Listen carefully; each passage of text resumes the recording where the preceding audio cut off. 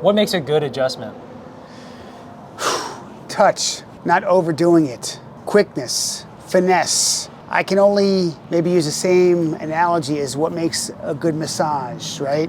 What makes a good piano player? What makes a good musician? You know, it's the touch.